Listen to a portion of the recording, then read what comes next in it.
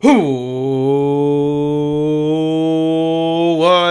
up, Philadelphia sports fans? Welcome to the War Room. We are War Room Philly. I am Anthony Pinto. You are Chat. The Flyers are up 3-0. So there is that. There is some good in the world as the Flyers are up 3-0. We had TK as an assist, unless he got one on the Frost goal. As I was setting up to go live, I didn't have audio on, but I think TK is a assist away from the old Gordie Howe hat trick, in the first period, So we got the Flyers on. We'll be talking about them throughout the shows. We'll keep in check with the Flyers. But first and foremost, he's got it already. Yeah, so he got the assist. Nice, Joe. What up, Joe? My boy. See, can't say I didn't do Flyers tonight. We got another fight, boys. Oh no. Fucking Pussy 17 didn't drop the gloves. Oh my god, you're getting speared in the throat for that there, Lowry. Not Kyle Lowry.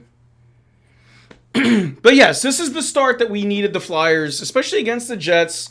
You wanted to come out and see them really get to it in the first period.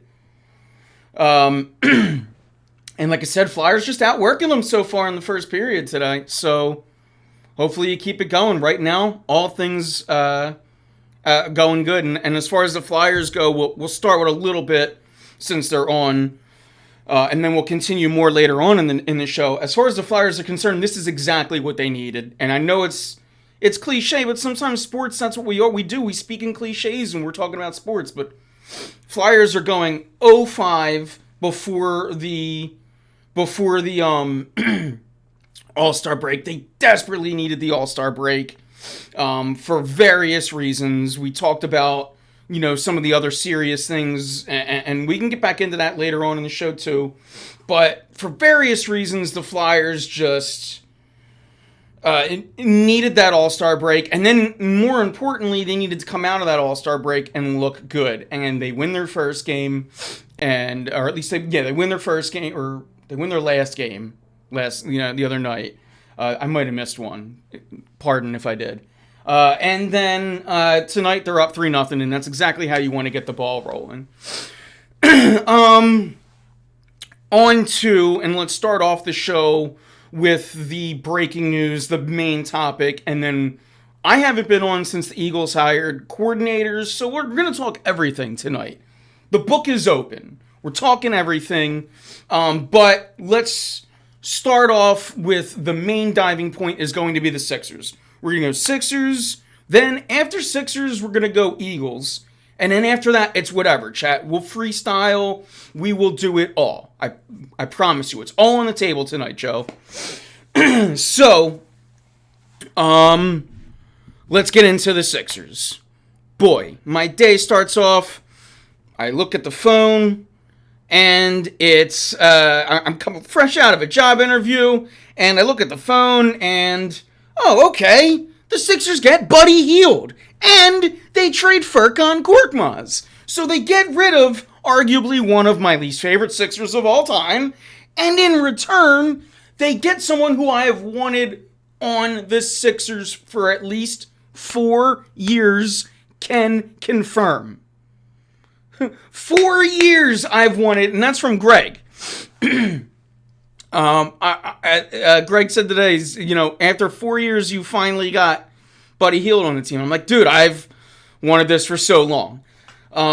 So I'm flying. Yes, let's go. Now let's go get Drummond, maybe even Caruso. Who knows? But the day starts off so fucking good. Daryl Morey, I start to believe again, and here I am, painting my face like a fucking clown. What comes next? You help out the Bucks by trading them Patrick Beverley, which, to be honest with you, this move, I don't really give a damn about, but you made the Bucks better. As far as the Sixers team, which I understand you gotta worry about yourself, you're going to replace Patrick Beverley. You're going to get Kyle Lowry. We kind of all see the writing on the wall. But you made the Bucks and you made Doc Rivers better. Why? But again, my face is painted. I have the clown mask on. I'm telling people, don't freak out. It's all right. Don't freak out. And then, oh, there's an and then, chat. And then, yes, and then. And then it's about 2:48, Jaden Springer to the Celtics. You're going, okay, well, he's a first-round pick. If you're trading to the Celtics, they must have overpaid. A second-round pick. A second-round pick. You traded Jaden Springer, who just shut down Steph Curry the other night, the greatest three-point shooter of all time. You traded him for a second-round pick? A second-round pick. Someone explain it to me like I'm 8. No. Explain it to me like I'm 5. A second-round pick. Jaden Springer. A second-round pick. So then I'm going, well, okay, they must have needed a second-round pick for Drummond. It doesn't make it worth it. It doesn't make it worth it, but at least there's a reason for it. And then it's 3, and then it's 305, and then it's 310, and I'm like, we just got rid of these dudes just to get rid of them. We're not getting Drummond. We're not getting anyone. You went into today needing 2 things, a shooter and a center. You got the shooter, and then you just started dumping pieces. So what? Again, if I'm Joel Embiid, I'm like, what the fuck is going on? And Daniel House, I could care less. But again, you're like, okay, they're making these moves for some reason. Is the reason to have the most cap on the fucking buyout market? Are you planning on getting Morris back? Are you planning on getting Kyle? We know we're going to get Kyle Lowry. It feels like it's almost inevitable, but at this point, you can't take anything for granted for the Sixers.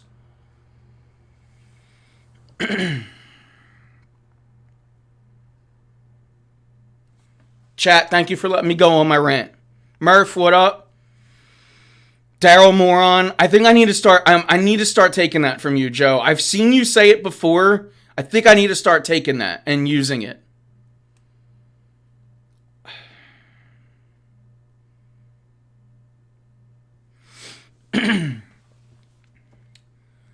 Yeah, I mean, it started off. Today started off with such high hopes, and it's probably why I'm even more irate in this moment.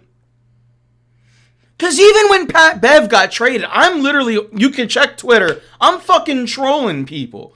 Wow, people are losing their mind over, it's the most, and then here I am, now I've lost my mind. So life comes at you fast.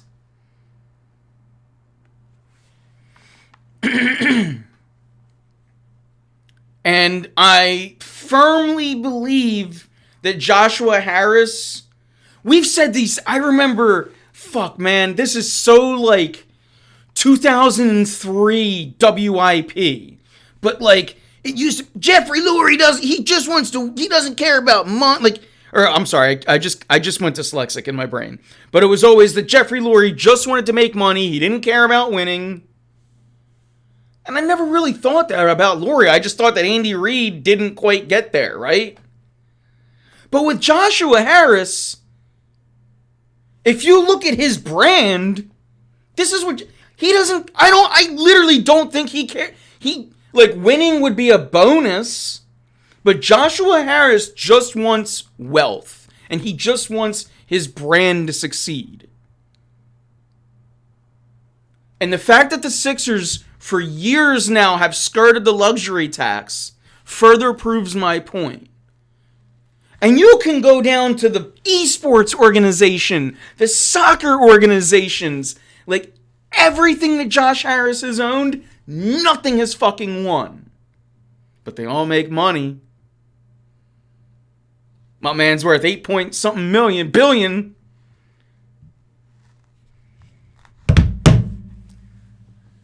So, yeah, fire Morey. Well, that'd be fun to say, right? Like, I'd love that to be the hashtag of tonight's show, but Morey just got an extension. He ain't going anywhere. Exactly. The clown emoji in chat. What up, Joe Honor? The Sixers, let me reiterate. The Sixers acquired one of my favorite NBA players today, and I'm still fucking irate. I've wanted Buddy Hield on this team for years, and they still managed to piss me off. I don't understand it. And this is also coming from a person who said I'm not going to get too high, I'm not going to get too low about the Sixers, but here I am at the fucking bottom of the barrel.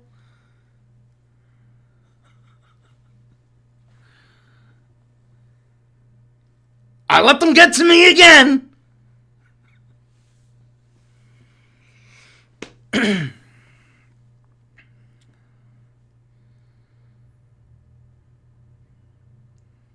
I kept saying the Flyers and the Sixers are purely entertainment this year.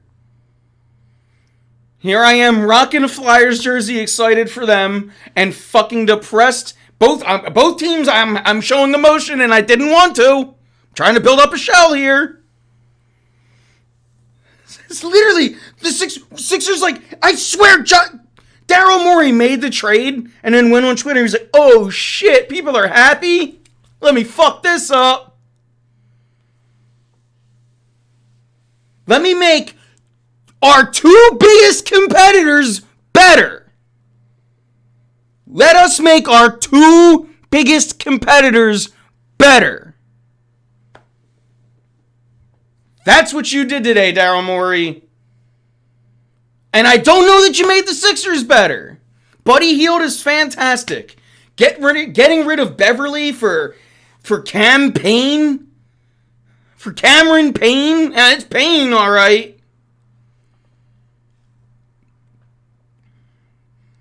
There's a shooter that averages 6 points a game. Dynamite. Pat Bev, known for defense, also gets you 6 points a game. What's the difference? Well, at least one of them has an actual skill set. No, but you needed them second round picks so you can fucking juggle them down the road for next year.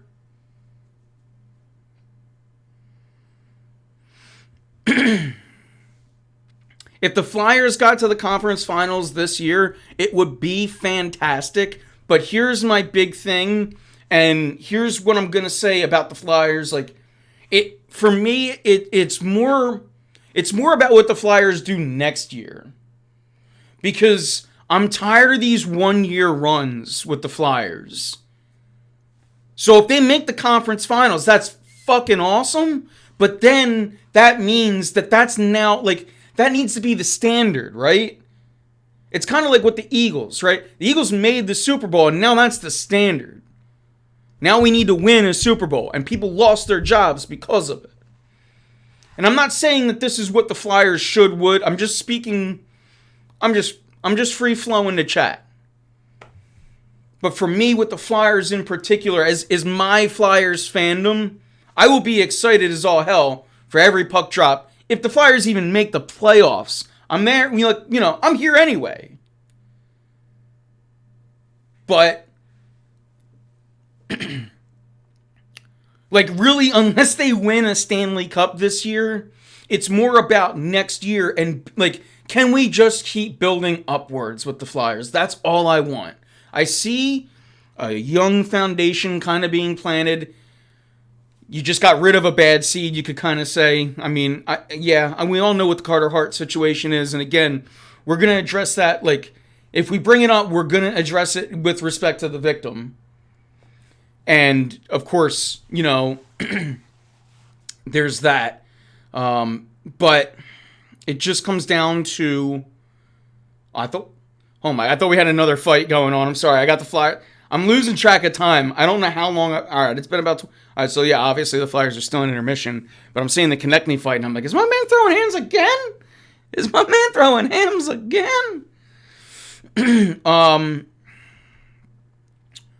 But, yeah, I mean... For the Flyers now, sorry, I lost my train of thought. I thought there was a fight going on. You can get there. I just chat. You guys are great. Where was chat when I was like getting like kind of like annoyed by the other spammer? I don't think you guys were here for that one. That was a real person. That one at least just seems like a bot. But yeah, and of course I tried to like ban them, but I guess I'm not a mod of my own channel. I don't know. Sometimes Twitch is confusing. The hell was that? I just got a beep from something. Anyway, so my thoughts with the Flyers, just to wrap this up, we'll get back more on the Flyers, we'll get back to the Sixers. But because chat asked, I'm now taking a break from yelling about the Sixers to talk about the Flyers. For me, I've made this clear, like, for the Flyers, I don't want the Flyers to chase 8 seeds. I want them to chase 1 seeds. I want them to build a foundation that they're not happy about until they're like, this team can compete for a 1 seed in the East, 1 seed in our conference. And, you know, and I say that because it's like, okay, well, if you shoot for that, and okay, you make the 8 seed 1 year, but you might make a playoff run. At least that next year, you know, all right, well, that next year you might be a 2 seed. The next year after that, you're a 1 seed again. Like, I think for the Flyers in particular, the best way to stability is to stop aiming for just the playoffs. And for the Stanley... I mean, you could say this for the Sixers, to be honest with you, but for the championship to be the ultimate goal. Like, the Sixers, I'm not fucking throwing a parade if we get out of the second round. You've lost in the second round so many times that the standard has risen even though you haven't. The expectations have risen because you can't ever get there. So for the Flyers, again, it's and you know, to that point, again, the Sixers, they were a 1 seed. They were built, arguably, they were built for a few years to be that 1 seed. And you see even now, they have Embiid and... or they don't, whatever you want to make of it. We haven't even really talked about the Joel Embiid injury, which now that that's on my mind, that'll be next. I think that's the biggest thing for the Flyers is I just don't want a 1-year run. But I'm here and I'm excited. And my big thing with this team, last point, going back to the Sixers, then we could shift back. And let's chat, you know, if you take it back to the Flyers, whatever, I'm listening to you. As far as, like, the Flyers, as far as, like, they go, I would just say that now it just, for both teams, it comes down to building that sustained success. And the Flyers took a hit, obviously, with the Carter Hart situation, but I still think that there's pretty good bones in place.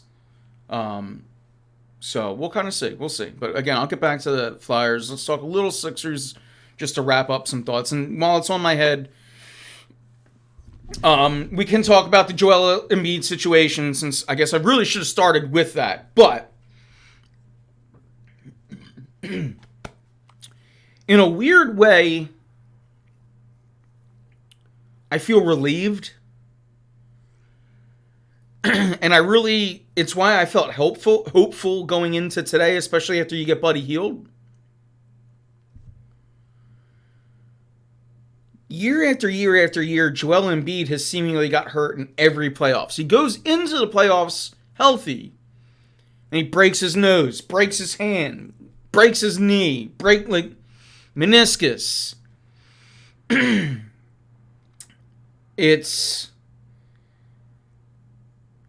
Can the Sixers compete with the big men we have down the long stretch? Well, I tell you what, it's why I wanted... Going into today, even pre-Joel Embiid injury, I thought the Sixers needed a shooter and a backup center. They got the shooter. And Andre Drummond was there. The asking price was, quote, multiple second-round picks. You acquired 3 today!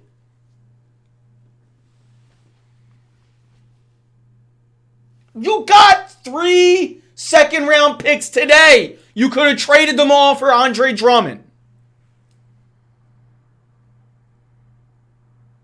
Not 1, not 2, 3!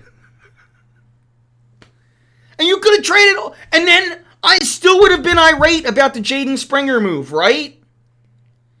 But at least you would have had something attainable for it. Now you got cap space for next year. Well, then you could have given him away next year for that.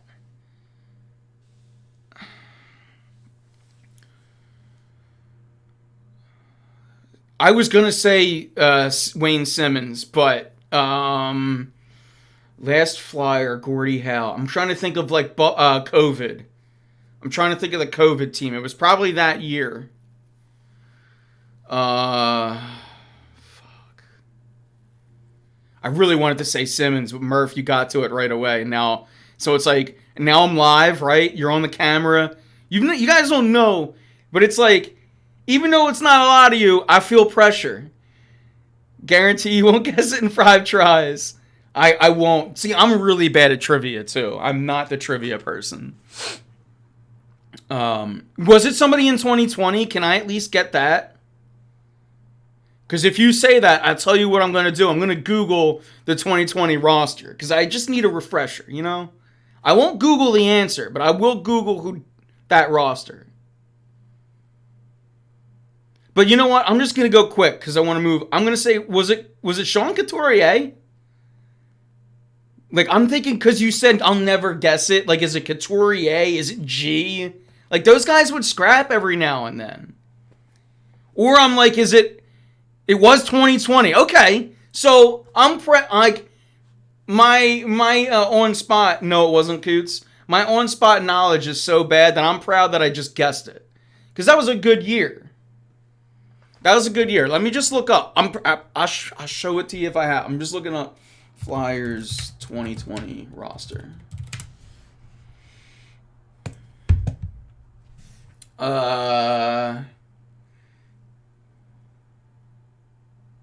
It's funny seeing some of the names that were here, eh? You got Farabee still on that team. Konechny. All right, let's think here.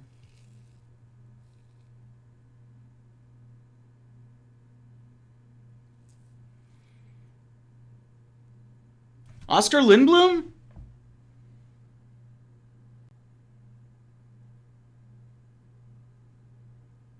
Was it here? I'm just gonna say, so I did Lindblom, I did Coots, I did Giroux. I'm gonna just give 2 more picks. Since you said I won't do it in 5, I'll give 2 more picks and then we'll move on, just so we're not slowing up the show. But it's fun to break it up a little game, and this is the time to do it, right? We're in the offseason. Chat, I don't plan on talking Super Bowl, but if you want to do that, we can. I just figure you guys are getting that in every other outlet. That let's just talk some Philly sports. But if you want to talk Super Bowl, we'll do that towards the end if I got some time. All right, so I did 3. What was the last one I just said? I'm sorry, my brain's everywhere. The last one I just said Lawton, right? I said Coots. I said Lawton. I said Giroux. Coots, Lawton, Giroux. Oh, I said Oscar. I said Lindblom. So yeah, Lawton. Lawton's my other one. And Michael Raffle. Michael Raffle is my last one. I'm going to throw a real random one in there. No? Alright, then you tell me now. You tell me. Oh, a short-handed goal! The Flyers are up 4-0! Is that Frosty again? Andre Kubel. How about that? Yeah, I wouldn't... Holy shit, is his name even on this list?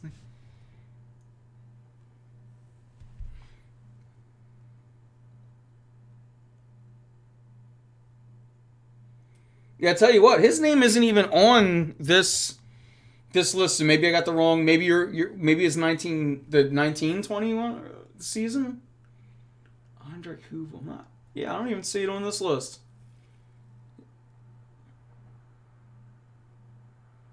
How about that? Anywho, that was fun.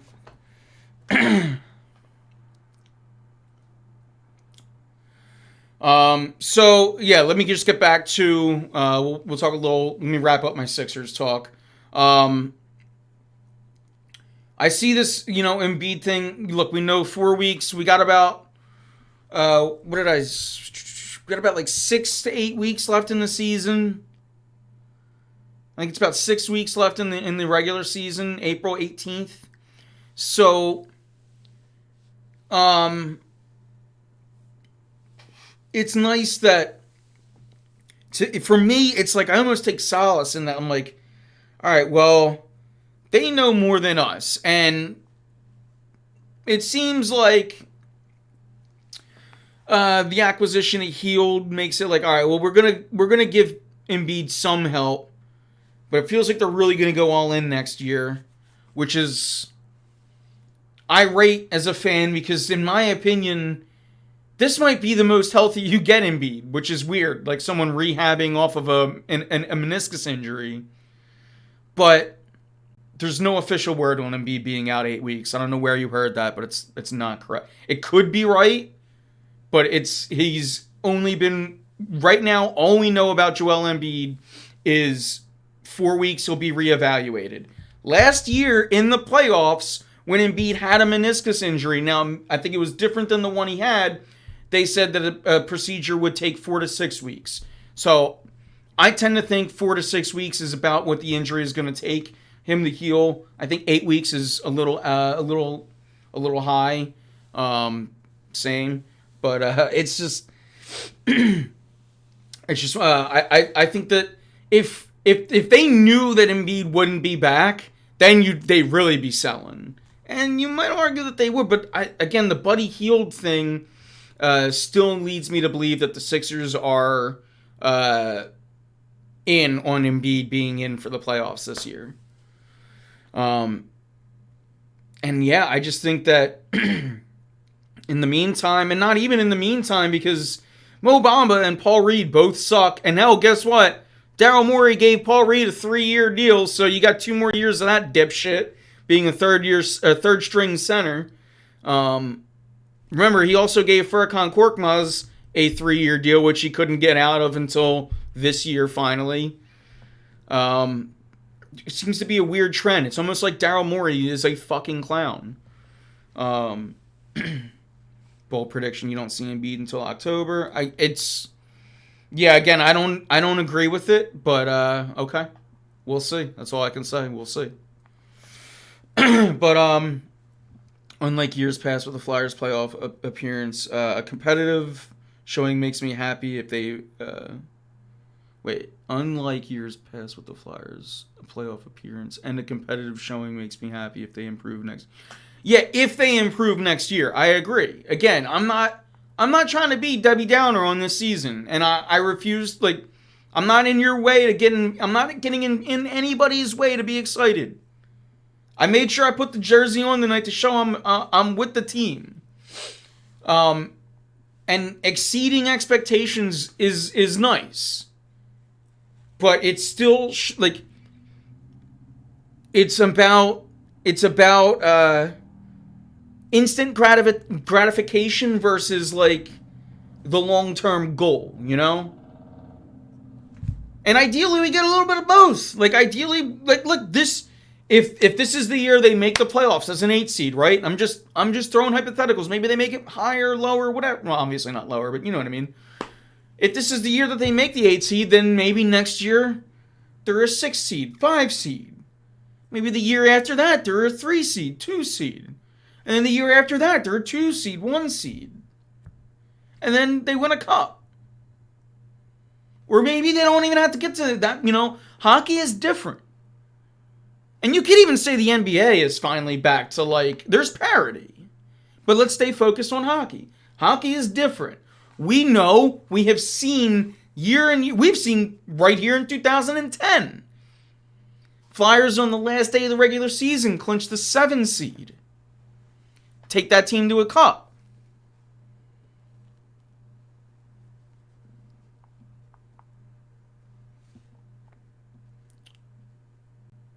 And again, okay, like that's a statement. If you want to make that statement now, that's fine, Joe. I have no comment. Maybe by the time he's 60, maybe by the time they're 60, maybe by the time I'm 60, they win a cup. Who knows? I just fundamentally, it feels like for years, it feels like my entire life, the Flyers were just, it was just about making the playoffs. Because anything can happen when you make the playoffs. Which is true. But your goal should be to win a cup, not just to make the playoffs.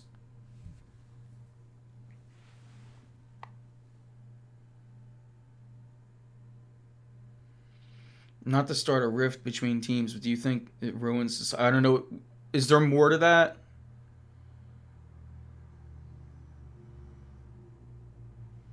Oh, do you mean the Sixers or? I mean, we're 10 years removed from like the losing on purpose thing for the Sixers.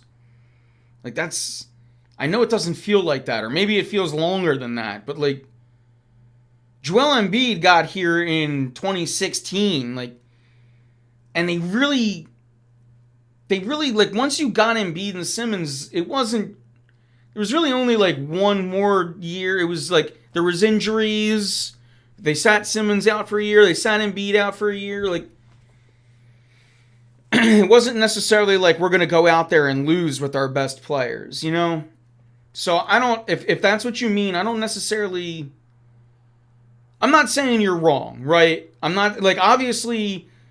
You don't establish a winning culture by losing. But, like, the Flyers have lost for several years, too, and you're seeing some of the fruits of that losing come to fruition now, right? Like, you see some of the young talent that's here and helping.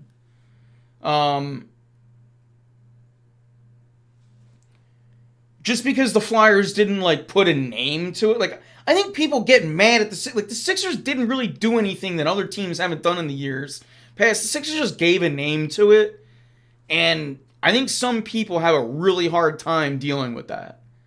Like, what do you think OKC did? OKC was horrible for you. The Knicks were irrelevant for most of my life, and they're finally good. Like, just because the Sixers put a name to it, it's kind of funny to me that so many people, and I'm not speaking to you, Joe. I'm not even speaking to Philadelphians. This is like, we're talking nationally. Like, people just want to hate on the Sixers because of the process, but they are no different than the Thunder. The Thunder just drafted better. The Thunder got more lucky on their picks. And yes, like that we can go back and again, I say it time and time again, man. The process didn't fail the Sixers. The Sixers failed the process.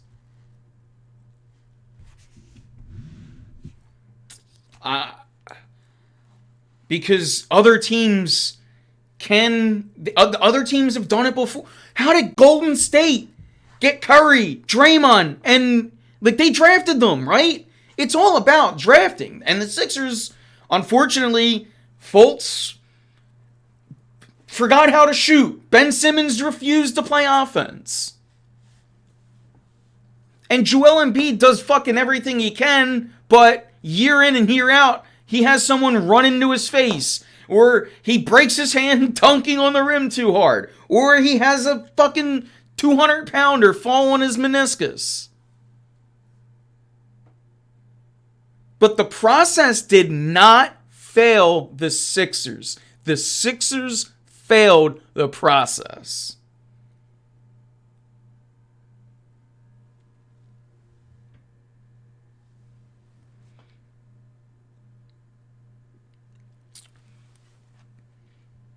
You can't really have both. If you're competitive and fighting for the playoffs, you're not getting what you need to rebuild. Yeah, I mean, look, there's always outliers. There's always teams that figure their way out around it. In particular, in the NBA, unless you're, Miami, it's kind of hard to do that. Like, if you're Miami or if you're LA, it's really easy to just get whatever star you want and then call it Miami culture. I didn't realize just people willing their way to Miami was culture, but okay. Yeah, everybody wanted Fultz, and Fultz was the consensus number one pick, and then we all saw Jason Tatum and realized that we were wrong.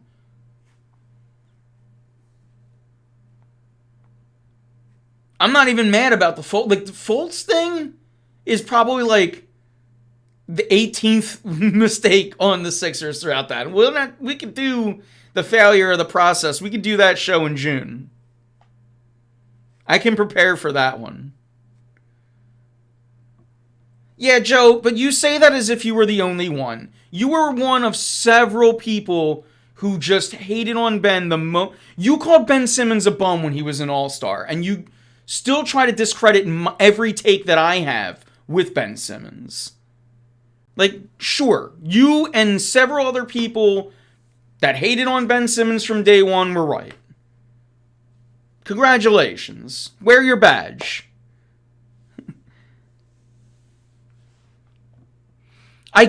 Ben is, you were right about Ben then. But you were wrong about Ben then. Now? No, wait. I just made my brain hurt. The point is, you called Ben Simmons a bum when he was an all-star. You were wrong then. You are absolutely correct now. Everything you saw in Ben Simmons his rookie year came to fruition. I will give you that.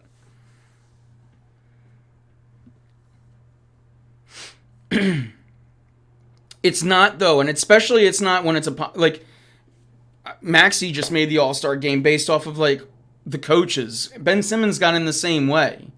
The starting lineup is a popularity contest, but the reserves are based off of the coaches usually. But again, I don't give a shit. Ben Simmons sucks. I'm not here to defend Ben Simmons. I hate Ben Simmons. He's an actual fucking clown because like he went off on that, like, that Sixers, they get to say, oh, I think it's hilarious that I make grown men angry. It's like, dude, no one's angry. Like, at the end of the day, no one's losing sleep over you, bro. But if you're, like, going to bed happy about being a piece of shit, that's on you. Like, we're still going to call you a piece of shit just to remind you who you are. But if you can be happy about that, you need help. But you were the one saying, you were the one hiding behind a paycheck through mental health problems last year.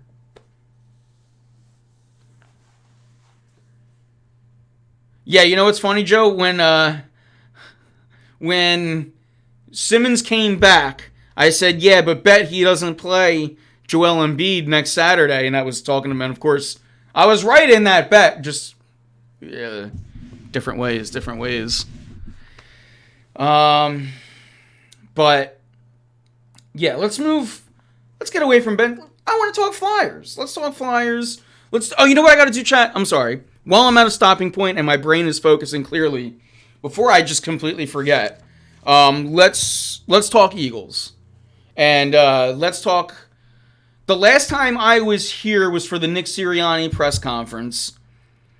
If you were here, you saw me lose my mind over inadequate questions, inadequate answers.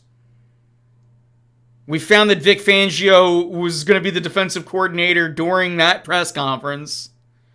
Let's dig into a little bit of everything.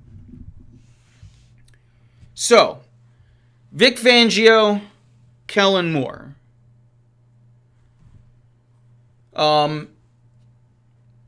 At first, neither were my first choice.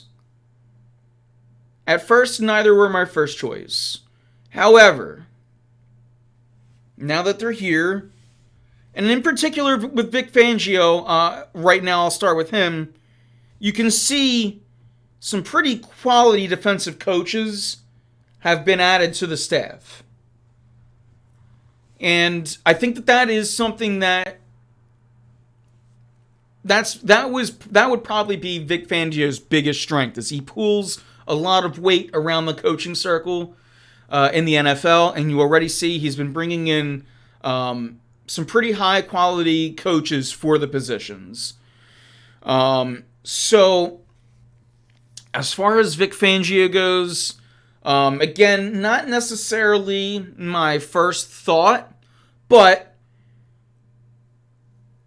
when 2 years ago your defense was putting up a alarming sack rate, it was under the prototype of Vic Fangio, right? Well, now you have the creator of the prototype.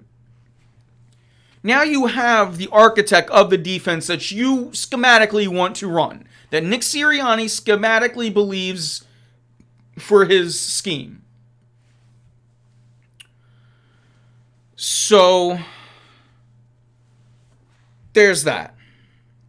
Let's move to the offensive side. It's the more fun side, let's be honest. Kellen Moore, former Dallas Cowboys offensive coordinator. Kellen Moore. I like Kellen Moore. I really do.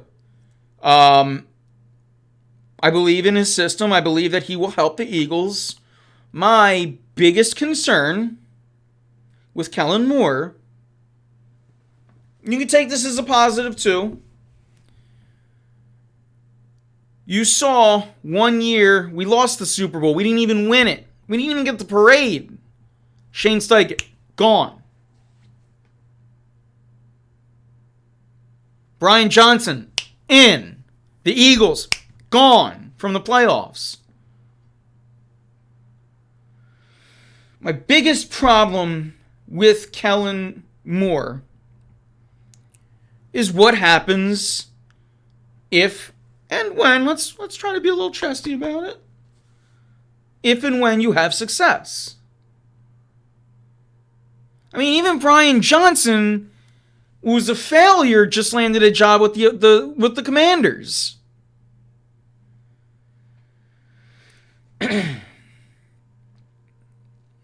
At some point, Nick Sirianni, in my opinion, has to take control, and he's going to have to learn how to call plays. My best defense right now for Nick Sirianni is he's going to bring Kellen Moore in here to sort of, I don't want to say mentor him, but he's got to be like, hey, I'm out of here if I can get a head coaching job. And Nick Sirianni's got to, like, somebody has to be waiting in the wings if it's not Sirianni. And the last time we thought Brian Johnson was going to be that guy. So if Kellen Moore is coming in here, he's got to have, all right, well, this is the next guy if it's not Sirianni. And Sirianni was brought in here because of his offense. So if he's not calling plays, it's tough.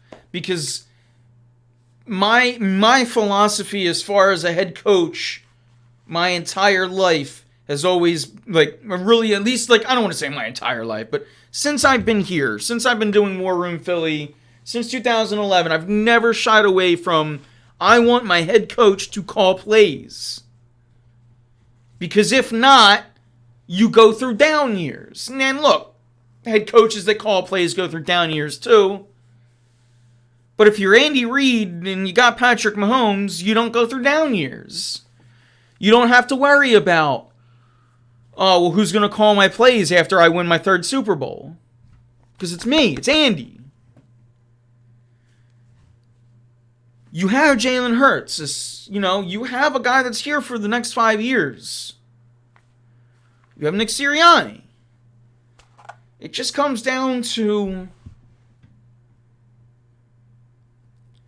I'm just worried about the continuity of this team year in and year out if Sirianni isn't going to be ultimately the one in charge of the offense.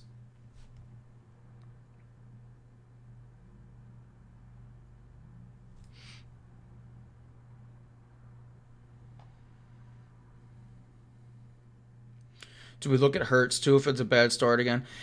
Here's what I'll say. If Hurts, here's the one thing I put on Jalen Hurts this year is the turnovers, right?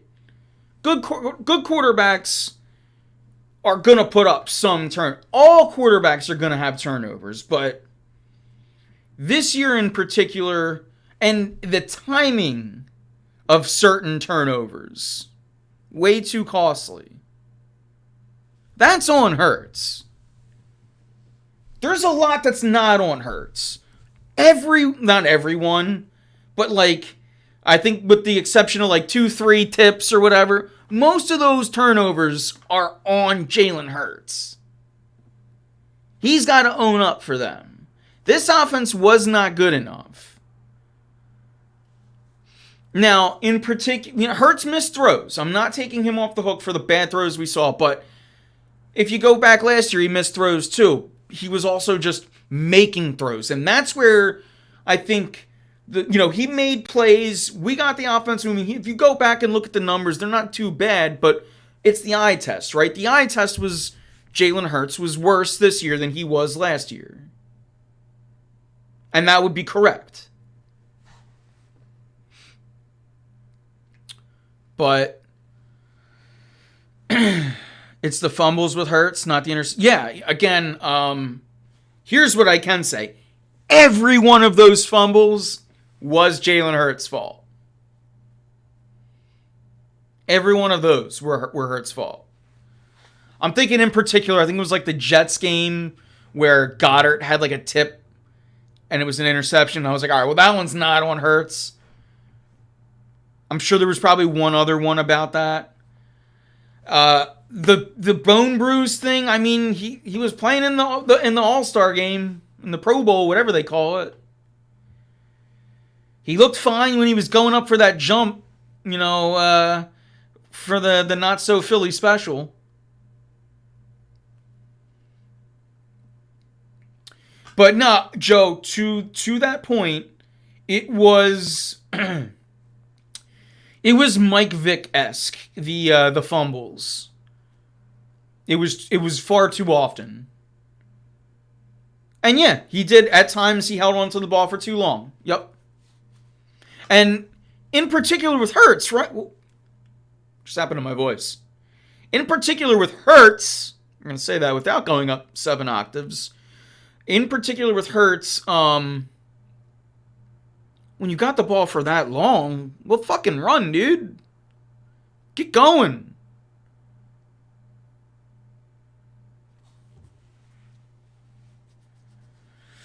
And here's what I'll say to both the Wentz and the holding on to the ball. What was the common denominator in both of them, too, right?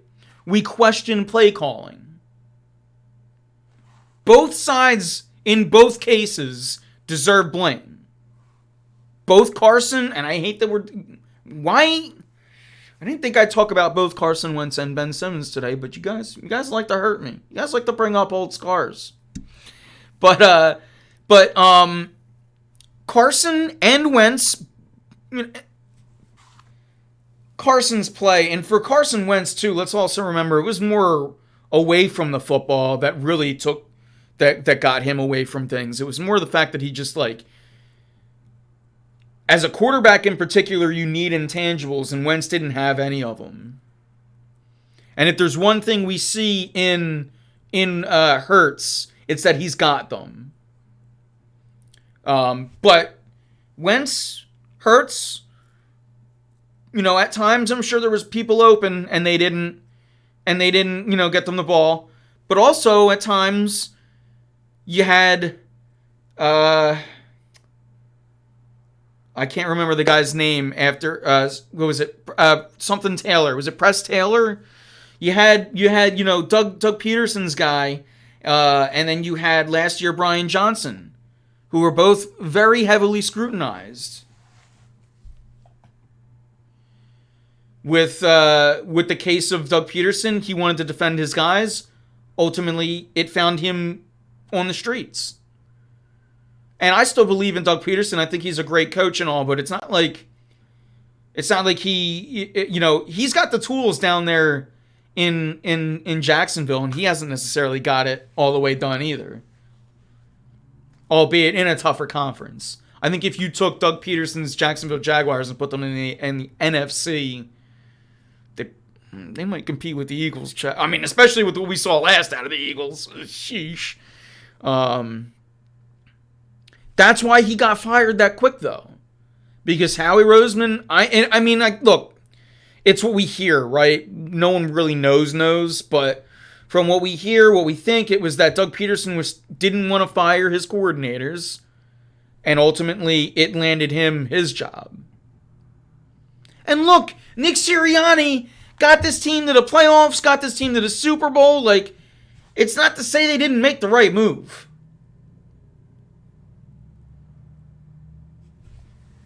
I haven't talked about Brazil yet. Not how, but who. Who do they play, right? I think it would be cool if they played the Steelers. That way, no one in Pennsylvania gets to see their team. You fucking Steelers fans want to come and ruin our home game? Go to Brazil. You want to fucking wave your towel? Go to Brazil. No, look, not to say Eagles and Dallas wouldn't be lit. Eagles, Packers. I heard that I was in the car for a short stint. I forget what station. Honestly, both stations have been putrid recently. I don't even know which one I have on sometimes. I forget what station was talking about it. But they were saying that Packers are like the most popular team in Brazil for some reason. So, demographic-wise, that would make sense. But then, are you going to have Brazilians rooting? The Packers are probably because of the colors. That's probably why.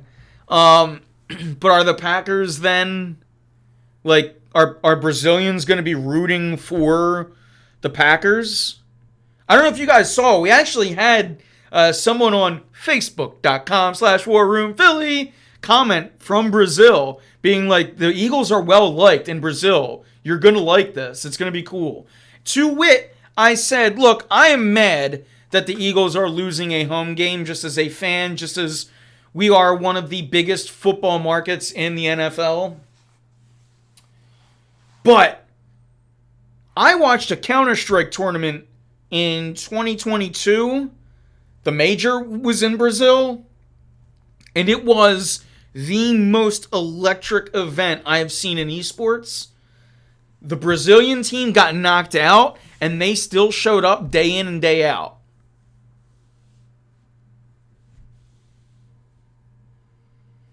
Are there any good sport? There are. They're on podcasts. I listen to Fourth and John. I'll listen to Chris Long. I listen to a lot. I just listen to podcasts now more than anything. But yeah, I mean, sheesh. I think I heard the Broads back on WIP. That's what we needed, right? We needed someone like him back on the airwaves. The Broads. Yeah, look, I'm not here. They're all making money off of this, and I'm not, right? So whatever. But I just don't like a single host anymore. It feels like John Marks left. I don't know. It is what it is. The radio in particular has been poisoned by the companies that run it. It's really, I can't even blame the hosts because they got the gun to their head. Like, the negative opinions sell. If, you see why I only have 4 viewers, right? Because I come up here and I speak sensibly. We talk. Some days I'm an asshole. Some days you guys piss me off. It is what it is. We have our good and bad days. But we all come back at the end of it and we still have fun with it. But, we don't have to, I don't come on here and I'm like, Like, I don't need the hot takes. We just have conversations to have conversations. It feels like with the radio anymore, and in particular with TV, you see like ESPN, like the networks just want the guys that have the negative. Like, it's better to have a negative opinion on something. Like, if you could, if I were here saying things that just piss you guys off all the time, but it's like that's not my goal. That's not my agenda. But anyway, want a fucking pitcher? God damn it! Pitchers and catchers in next week, and Blake Snell is still not signed. You damn straight. We got another fight at the end of the second period, boys. The Flyers say we're gonna fucking run them up tonight, and we're gonna knock them out.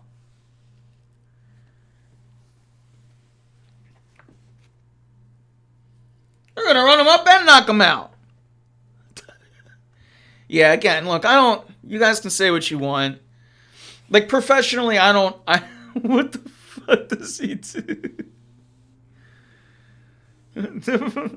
Dombo, I mean, I thought you were talking about... Chat, I chugged 2 bottles of water before, and it's hitting... I might need it. You know what, chat? Let's just do this. It's the second intermission. You guys talk amongst yourself. Give me 30 seconds. Give me 30 seconds, chat. We'll go long tonight.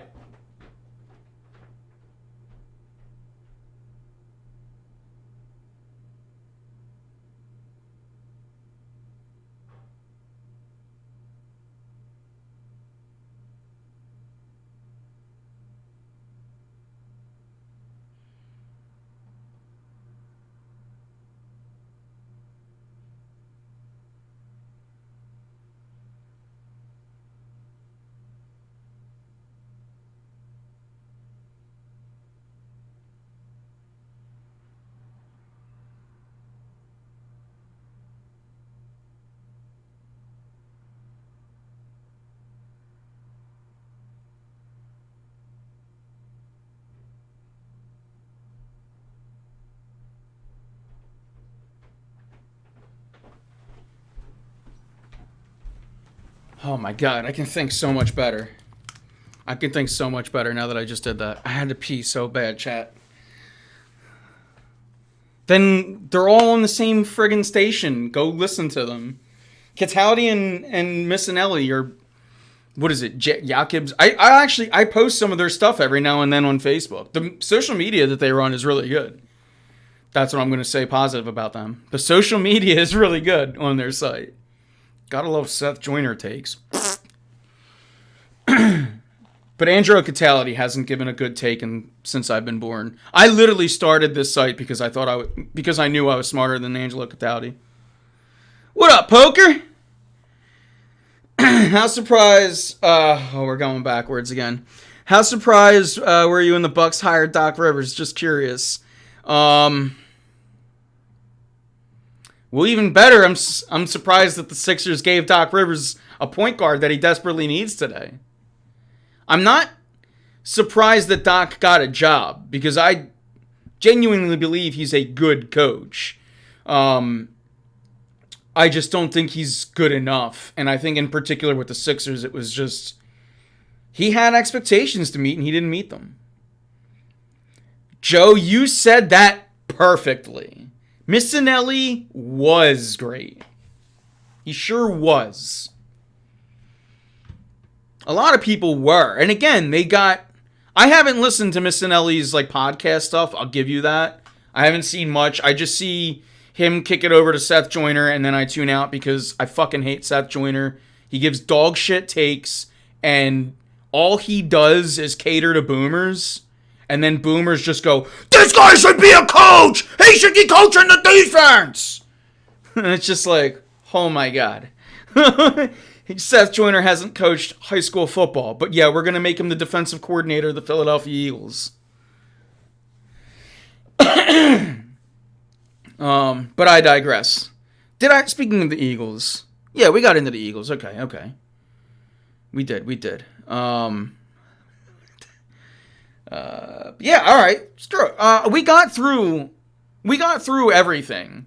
So I'll just say this, just so we can say it. Super Bowl prediction is the Chiefs. And I say that because I fucking hate the San Francisco 49ers and I'm a butthurt Eagles fan. Not looking forward to it. Moving on. Chat, the floor is yours. We're into the final thoughts section. You guys can, if you want to talk about former hosts, we can talk former hosts. The floor is yours. I'll give it about another 5 minutes or so. Okay, we got some Phillies. What is there to be excited about? Oh, you were talking Dombo before I almost wet myself. I barely know how to use Twitter. Yeah, it's cool.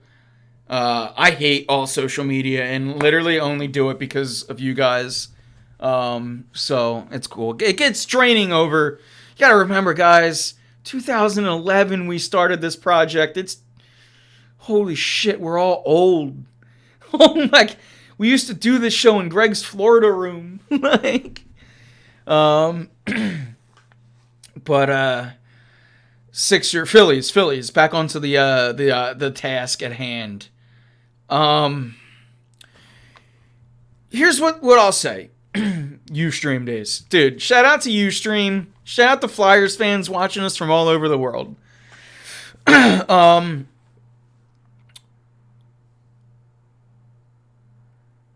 I love the Super Bowl regardless. And yeah, look, here's what I'm going to say. I'm going to love the fact that, like, I'll go to my friend's house. We'll have beers. There's going to be food. There's going to be all kinds of... You know what I mean? It's like, we'll bust out the med cards. So, that's the fun thing about it. In particular, when it's not your team, you can kind of, like, enjoy the social aspect. Last year, I had people over my house... I couldn't even tell you who was there because it was a nightmare. Like, it was a nightmare. All I remember is Sam, as soon as the game ended, Sam just left. Sam knew the assignment. He just left. It's like, he said, I've never seen you so depressed. But, back to the Phillies. I keep getting... You're taking me away from the Phillies, though. But, look, the thing about the Phillies is there's still a lot of bones on this team. You're going to have a fully healthy Bryce Harper. You're still bringing back the pitching staff. But, yeah, I mean, it still feels like you need to go out there and get a pitcher. And Blake Snell is still out there. Kelsey proposes to Swift. She's pretty liberal. What if she proposes to him? How about that? But yeah, I mean, as far as the Phillies go, like, there are some reasons to be excited. This lineup is coming back, right? And here's what I will say. If they... I can't... I'm going to get Sixers PTSD here because it's like, we're talking about teams that we as fans see that they're incomplete. And there are people being paid to complete them and they're not doing it. I'm tired. I want to go to bed. But yeah, I mean... There's still some reasons to be excited, but yeah, look, we all saw it, right? They need a piece or two. And I guess you could be excited about the fact that there are ways to get them. You know, they can be aggressive during the trade market, and you can kind of see it in that situation. But like, Blake Snell is still out there, and I just say at this point, offer him like $35 million for a year. It's overpaying him, but it's 1 year. Screw it. Your team got better. I think right now they're more focused on Wheeler, and then they're going to get back to like adding to this team. Because Wheeler is up at the end of this year. But it's like the Sixers, man. What are we going to do? We're just going to keep kicking the can down the road the next year? At some point, let's fucking go in on this. At some point, let's go in. We want to win.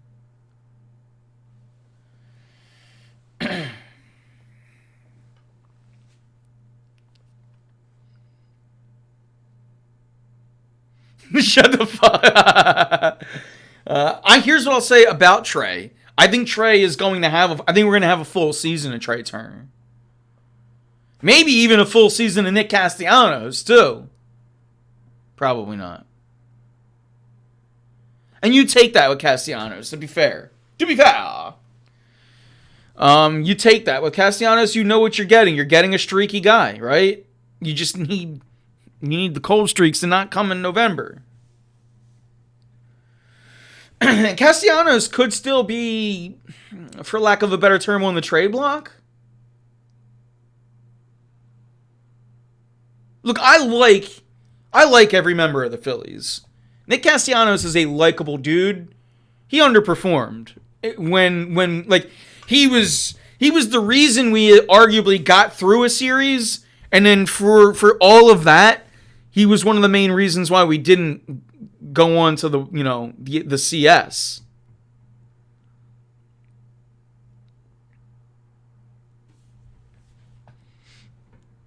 And I think that's a pretty good comp, Joe. I think Bryson Stott to Tyrese Maxey is a really good comp.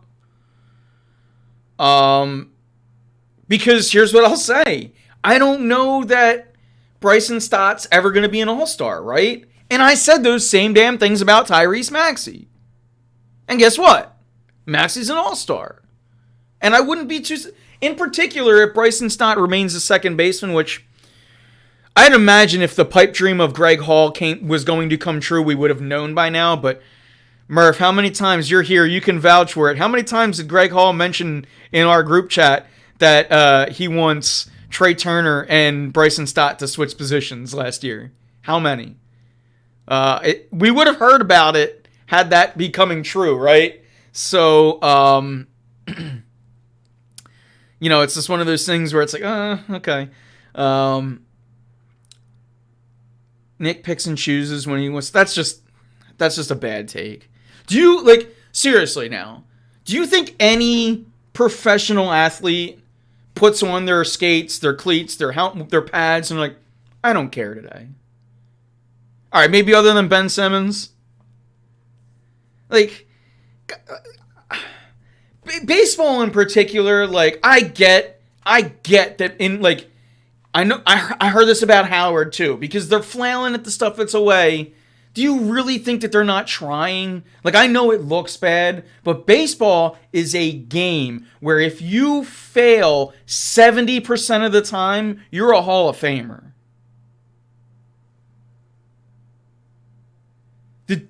I get that it looks when he's just swinging and flailing for Nick's the righty. I said that Nick Sirianni. Nick Castellanos at times looks like the right-handed version of Ryan Howard, where the jump, that slider, that curveball, low and away, if you throw it to him at certain times, he's biting, he's chasing.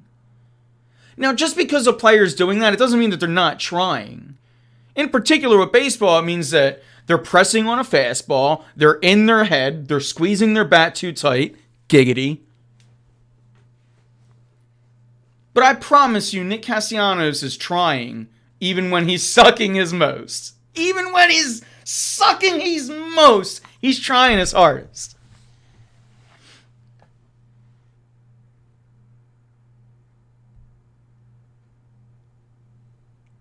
I'm tired of Schwarber at leadoff. I need Stott or Turner there. That's fair.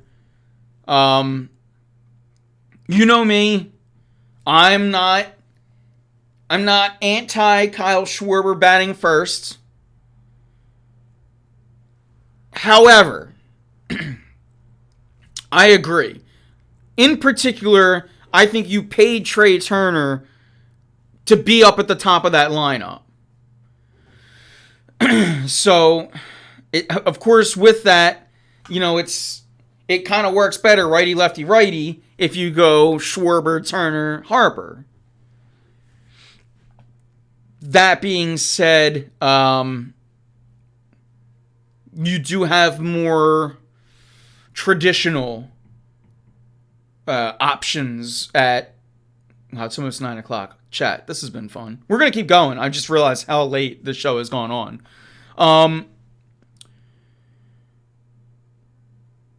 I lost my train of thought. What was it? Oh, the Schwarber. There's more traditional approaches, but I'm okay with breaking tradition every now and then. Two things. One, you guys know who I would want my leadoff hitter to be, right? If I'm putting the lineup in, Bryce Harper is my leadoff hitter. And I know I would go Bryce, Trey Turner, Kyle Schwarber, Nick Castellanos. Boom, boom, boom, boom, boom, boom, boom, boom. Bryson Stott after him, JT, or Alec Bohm, and then probably one or the other afterwards. In my opinion, in the modern day, Bryce Harper is a prototype leadoff hitter. Prototype in the new wave of baseball. Because he can hit for because my favorite thing about Kyle Schwarber leading off is going up 1-0. Just first pitch, bang, home run. He did it 17 times last year. First pitch, gone. I love that. And Harper can still do that. Harper can also hit for average. Harper also won't clog up your bases with his, lack of speed.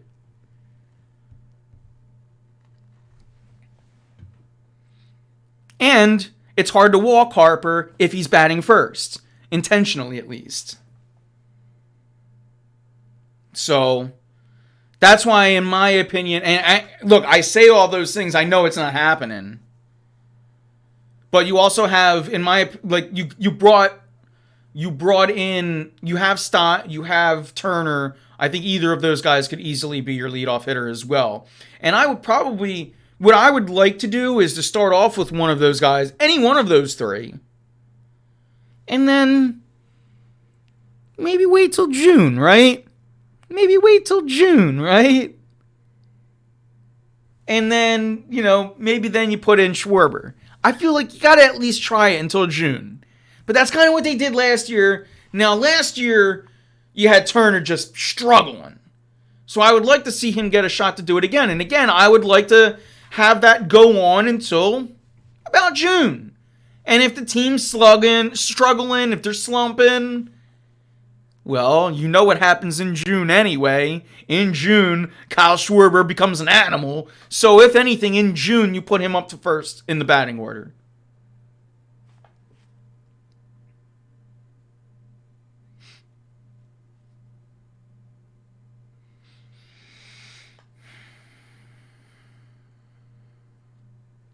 And yes, today is indeed the anniversary of the parade. Let's have another one. I don't want to be like Cowboys fans and just talking about the days of old, though. I do know. But, yeah, the World Series, I mean, both of them are 1 and 1A. The World Series in particular, for me, will have like a really warm place in my heart because Marcus was there for it. Murph, that you guys know, like anyone who knows me personally knows who Marcus, was in my life, and the fact that he was there and shared it with me, that was always that'll always be. But then the Eagles one, that was just debauchery. That was great. Yeah, we all peed. Yeah, we did. I seen it. But yeah. What about any other final? I'm about to sell my soul for a cup. You know it would. You know we would. And that's the thing here. Let's final thoughts for the Flyers, okay? All that bullshit I said aside about 1 year, this and that. Hell, if we go right here 1 year, win a cup, and then tank afterwards, it'll suck dealing with it afterwards, right? But we can have that show. 215 who's 610-632. Would you take one Stanley Cup for 10 years of losing? I was signing up. Oh man, talking about 2003 WIP. Oh, man. No, so would I. So would I. It was a joke, but so would I. And I would not, like, I know all of those words I said about 1 year. Blah, blah. Well, if you win a cup, 1 year runs are fucking beautiful. We take that. All day, all night. We take that. But, man, Owen Tippett back in this lineup, and just things started clicking again. You got 1947 left to go tonight. You got pretty much the whole third period to go. But 4-0 should be a steady closeout tonight for the Flyers. And yeah, look, we didn't ever mention this, and we're gonna talk. We have a month still to talk about the Flyers trade deadline, but I think from here on out they probably stay put. But I would like to see them try to add a goaltender to help Emerson out or Erison out. I don't know why I keep throwing an M in his name. I'm gonna stop it though. I promise. To help Erison out because you got Peterson behind him, but Erison's still pretty young, and I don't know that you just want to ride him day in, day out. So maybe if you can get a goalie, like a vet goalie on the cheap, that would maybe be the one move I see for the Flyers. But we'll get more diggy-divey into that too. That's going to be the next month of Flyers talk for us as we're going to start. So chat, you guys have some homework, right? Like what we'll start doing now for the Flyers is we're going to start attacking trade possibilities, whether it be getting rid of pieces, moving pieces, acquiring, anything like that. That's what we're going to kind of start. We're going to start with. That'll be the trend for the next month for Flyers talk. That's what I will be pushing hard because that's there. This is stories like this. This in particular is the time where it's the most fun to talk. Today was trade deadline. The first 20 minutes was me yelling at Daryl Morey. So, we could be having that same... I can't see the Flyers making me mad, but I've been wrong before. So, yeah, we'll see. We will see.